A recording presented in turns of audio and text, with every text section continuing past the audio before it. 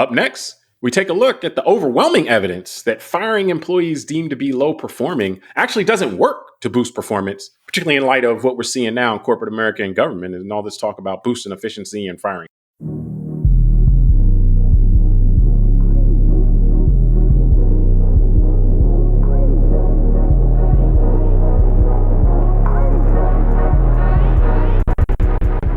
All right, Tunde, you shared an interesting piece with me this past week that really detailed the amount of research that's gone into the idea of firing employees that have been deemed low performing, and that's relative to whatever workplace environment you're talking about, and how that over decades has been established to not actually boost the performance and the productivity of the workplace, and which is very counterintuitive, but it seems like a lesson that has been learned several times. And, we're seeing now, whether it be Zuckerberg with Facebook, with Meta saying, oh, I'm going to cut 4,000 employees I think are low performing, or we see with the Doge and Musk and government talking about, oh, we're going to cut the low rated employees. And now whether or not, there's a separate question of, people raise, actually the people they're cutting aren't really low rated, but beyond that, just this idea that seems to be emergent right now that, we got to cut the fat in these workplaces. We got to light a fire under workers and make them afraid so that they'll work harder and so forth. And this is in light of decades of research that, or, in spite of, I should say, decades of research that suggests that this doesn't work. People have had this idea before and it didn't play out the way that they thought. So, we'll have the piece in the show notes that you shared with me. They really detailed a lot of this research. But, what's your reaction to kind of us with this here we go again thing and just the forcefulness that we're seeing? Hey, we're going to get in here, we're going to fire some people and shake some stuff up. And, if something else is going on, or if people really just, again, have to learn the lessons from the past again. I will go with the latter. People need to learn the lessons of the past again. I think just history is going to be repeating itself. So there's a lot here. It's interesting because language is important. Words are important. So when we look at productivity and the idea that we want to get rid of people that are unproductive, that actually sounds like it would be a productive move for any organization to do that. Because I think that, again, language being important, when you say we want to get rid of unproductive workers, I think we all generally in our culture can imagine the kind of quote unquote freeloader, right? Yeah. Someone who's and the showing up to work is a real thing. But just to really add on to, for example, if you have a car and one of the tires is operating at 40%, and that's dragging the whole car down. And if you replace that with a tire that's operating at 70% or 80%, then that mechanical machine or that mechanical device would presume to operate more efficiently at that point. That's kind of, that makes sense in our mind, but the question is whether that applies with human beings. Yeah, no. And I think, and again, that's a good point, because the way we look at the productivity of the car and the way it operates is all left brain. Human beings, though, when you're dealing with human beings operating in a structure, you have to include a little bit of right brain if you want to, do it in a way that will lead to the most productivity. And I think that's why I want to differentiate, because to make sure that we start to show differentiating that no one here is supporting freeloaders. Not, and that's because that's what some people think. That's a fair point. That didn't cross my mind. Yeah, it's a good point. I was thinking, we got to make this distinction, because no one here is saying freeloaders and the whole communism and no one's going to work and all this. But just to get into, so I want to start with that. But then, because I wrote some notes here, kind of going back to the why, because we've discovered that we had a show recently that talked about this, the idea of stress. And stress has been studied that stress limits cognitive function.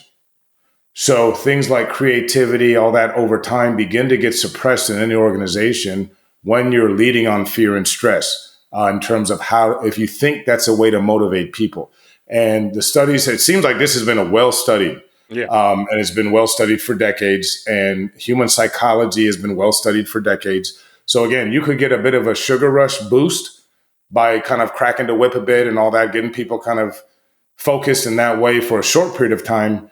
But for a long period of time, it continually seems to not be the way if you really want to grow and be productive. And they even had a study recently in the last probably 20 years from Microsoft, and how they really hurt themselves until about 2013 when they stopped this. And it seems that just looking at the stock price, Microsoft has been soaring ever since they changed their own management. How they manage their human capital. So I think that, just to round it out, James, I don't want to mind your opinion on this. Well, I want to get into the why. So go ahead. Yeah. So the why. I started thinking back to the history of the industrial age, and it seems like every time that you have this wealth imbalance, because you look back at the Gilded Age of the 1800s, and especially in the Victorian age too in England, there became this idea in Protestantism of this kind of gospel of prosperity, and it became where once the lower class was starting to revolt a bit, the wealthy were like, well, it's godly to be prosperous. And I think now we're seeing a bit of a shift in this culture where today's kind of uber wealthy, as the lower class is starting to pipe up a bit, they're trying to make this cultural thing about, well, we're just getting rid of people that aren't productive. And to your point, let me weigh in on the left and right brain part too, before you get too far away from that, because I think that really, the why on this to me is what's really fascinating. And that is, like, it talks about, again, this has been studied a long time. One of the things that stood out to me was that when you're talking about productivity in the workplace, I mean, that's kind of a nebulous concept. When you're building widgets, for example, we can look at how many widgets are being built per hour, so like that's a measure of productivity, but that's not necessarily all that is done in workplaces. Sometimes it's about solving problems and addressing issues that pop up, and then being able to keep the ship sailing, so to speak, as different things pop up. And one of the things, creating the fear environment, creating this environment of, if you don't, meet a certain level, you're out of here. What it does is while you talked about the sugar rush, but what it can do though is create this kind of, it can help with productivity in a certain respect. And that is like with kind of basic, move this lever, move that lever, do this, do that, like work that doesn't require thinking outside of the box, but just requires, if you got people punching, levers or pulling levers and stuff, or just moving numbers around or something like that, it can actually do well with that. But the problem with this type of an approach, and to not have, to not work to get everybody pulling in the same direction, but just trying to crack the whip, to taking that approach, is that when it comes to solving problems, taking risks, figuring out different ways to do things, it disincentivizes people from doing that stuff. Because taking a risk, by definition, it might not play out the way that you think, but a lot of times problems are solved by thinking outside of the box. But if you think outside of the box and it doesn't work, you're fired right away. So it's like, well, why would I ever think outside of the box? Why would I ever, if the boss is saying, hey, we got to solve this problem, people don't go around and brainstorm, figure out the best way. They say to the boss, well, how would you solve the problem?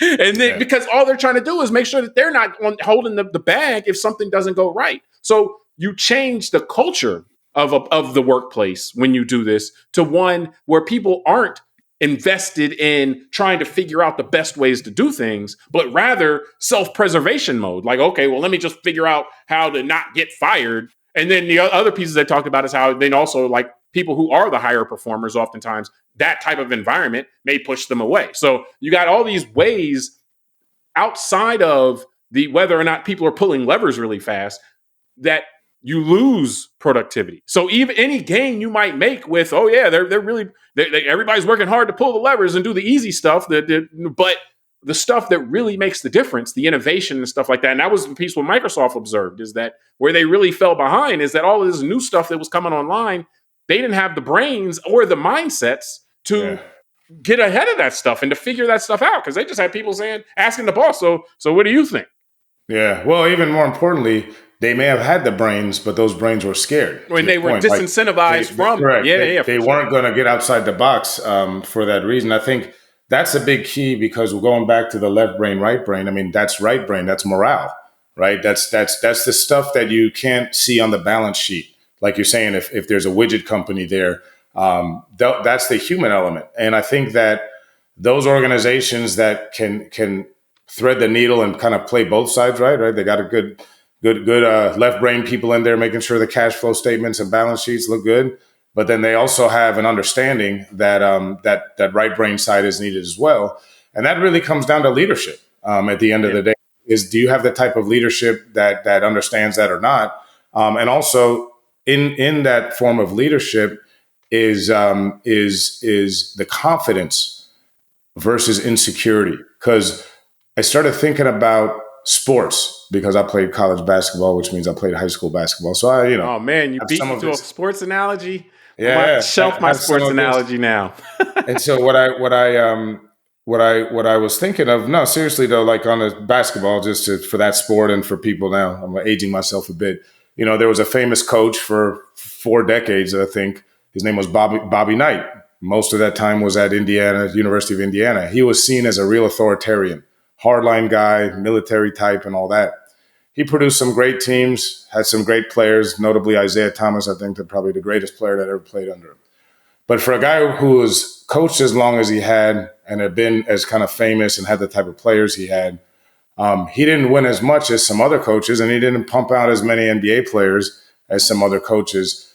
And I think of the other coaches, people maybe like John Wooden from UCLA, Dean Smith from North Carolina, Mike Krzyzewski.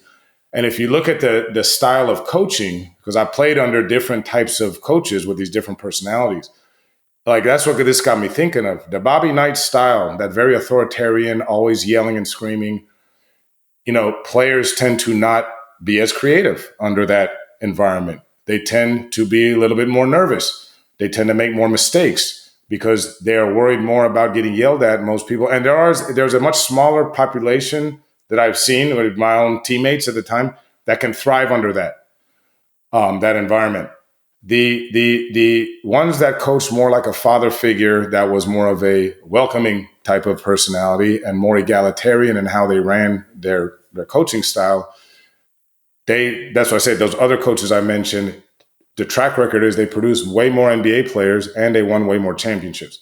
And when I played under coaches like that, I could see the difference because they were the type that would allow players to be a little bit more creative on their own on the court, which threw off the defenses a little bit more.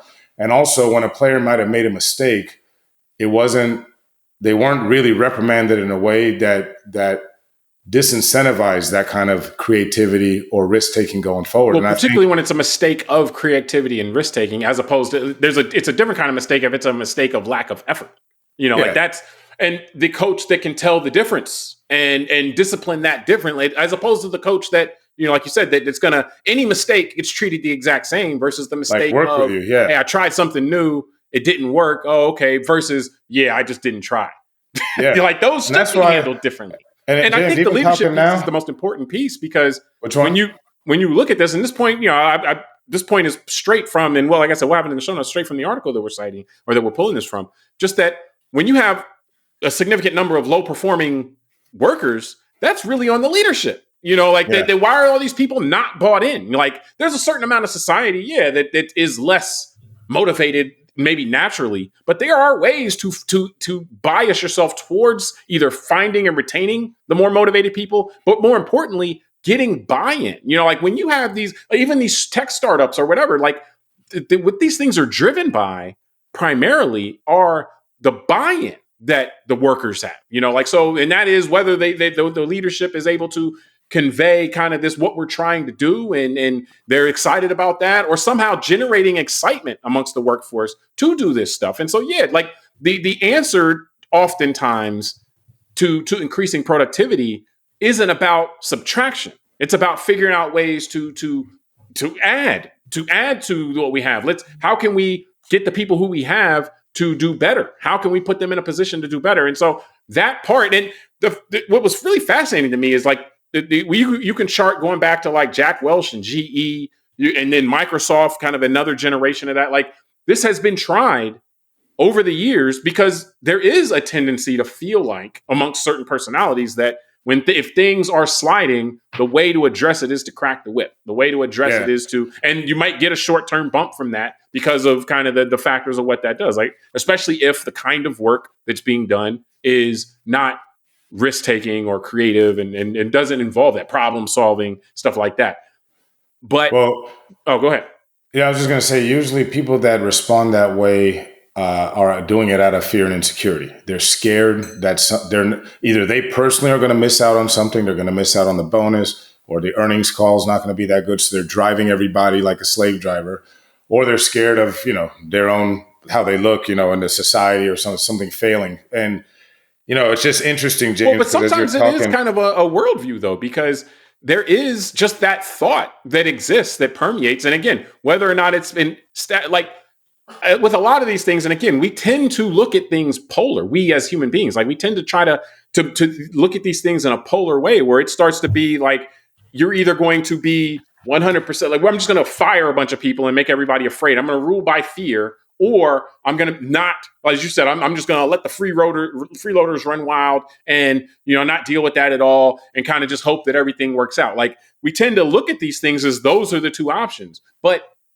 what has been shown over a period of time, over and over again, is that the best way to do it is somewhere in between. But that requires skill and dexterity from the leadership. That's a higher bar for the leadership. For the leadership to be able to know when to use a carrot and when to use a stick, that is something that requires a better version of leadership. And that's not when something's not going right. The person in charge, generally speaking, doesn't look at themselves and say, how can I do better in order to get more out of the team that I'm leading? And that's some of that is just human nature. And then some of that is, it's as we talked about in many shows, even earlier today, it's like the idea of trying to pass the buck. Like that's the first thing. Well, how can I make sure that I don't get blamed for this or put this on somebody else?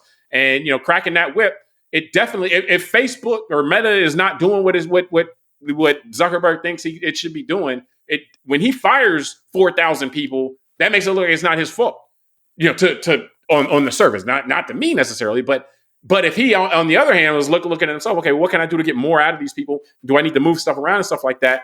That requires more introspection, which is just oftentimes not the first place people go with stuff like this. Well, I think just on that firing thing, I think that's where the beginning of the conversation I mentioned about culture. I just think they're making up whatever excuse they can to just say we're going to fire these people. And now it's the productivity, the lack of productivity culture, is the one on the excuse. And that's why DEI and woke and all that BS is being used. I mean, think about what DEI is being used to do everything to fire people in the federal government.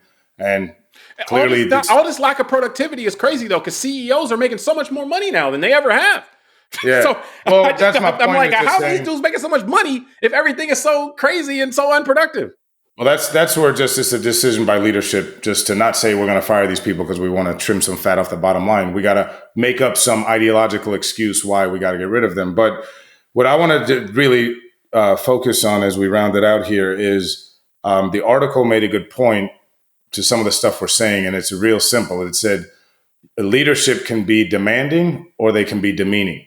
And I think that's really a good way to kind of break it apart, because that may be a better way to define what we're saying on the show is right now. Demanding is not a doormat at all. Yeah, well, that's where I'm getting at, right? Is demanding doesn't allow for freeloaders, right? You're still demanding quality work. People show up on time. They try their hardest and all that.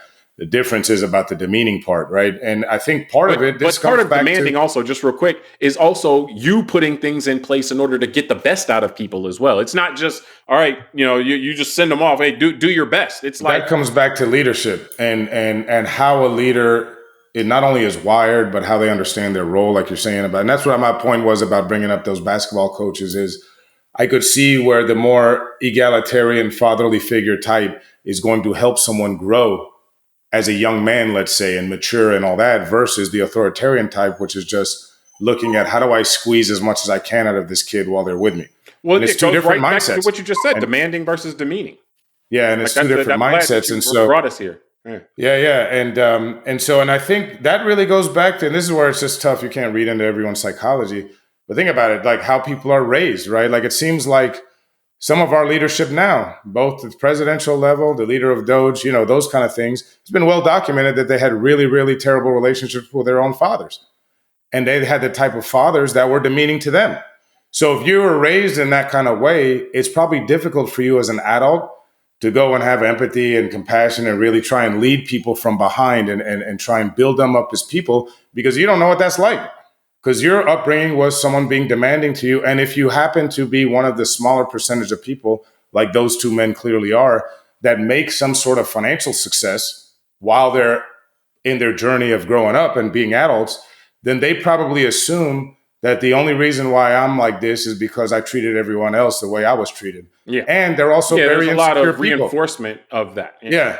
And they're also very insecure, and they operate off fear. So when things start not going well, what are they going to do? They're going to blame even more people for being unproductive and all that, and try and tinker with everything until they break stuff, which appears to be where we're going. So, but yeah, so that's why to me it's an interesting, when that's where that Microsoft leadership example is a really good example, and how they were heading a certain direction based on this demeaning type of an approach, and were able to course correct, like in real time, course correct, and then put themselves on a different trajectory.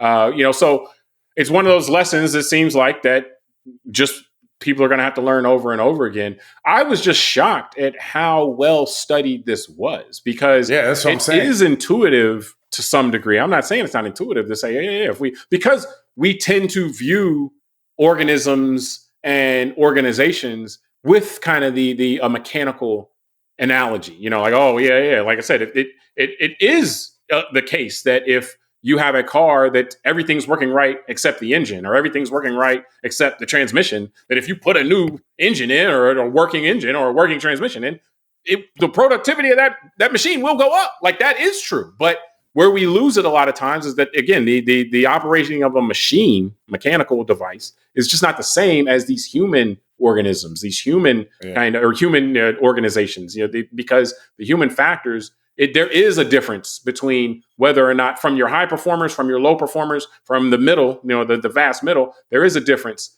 And the leadership has a lot of control in this, on whether or not you're getting the best or close to the best out of each of those people. And firing a bunch of people brings you lower on that scale. And so if you aren't getting the best, or a good amount, or get close to the best out of your people, then you're just going to underperform no matter what. And so the real question isn't getting rid of the lower performers, is how to get the best out of the people you have, and if that involves, again, that doesn't involve being a doormat, but it involves how do you be demanding without being demeaning, which, again, is just a lesson that appears to be one that has to be learned over and over. I just want to finish with this, James, because I think your allusion to the fact of how well studied this phenomenon is, because this is really organizational management, all the stuff that's been studied since the early 20th century. Yeah. And that's what tells me this is not just an ideological play, and these guys are scared and insecure, because obviously these guys are around very smart people as well, right? So basically, people, I'm sure, have told these guys that behaving like this is going to have very negative consequences for the economy, for the nation, so on and so forth. And I'm sure those people got fired until the yes men showed up that says, I'll do it, right?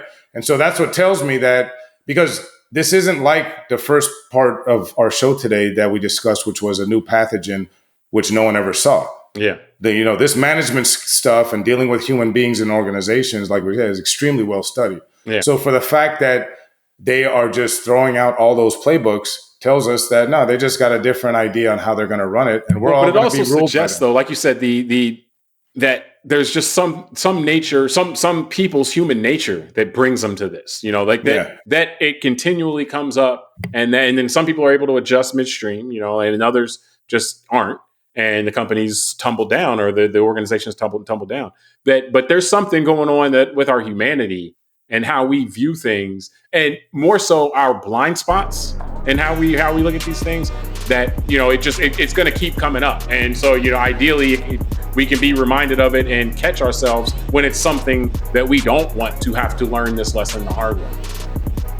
Yeah. So yeah, but I think we can wrap this episode up from there. We appreciate everyone for joining us on this episode of Call Like I See It. Subscribe to the podcast, rate it, review it, tell us what you think, send it to a friend. Till next time, I'm James Keys. I'm Tunde Ogunlana. All right, we'll talk soon.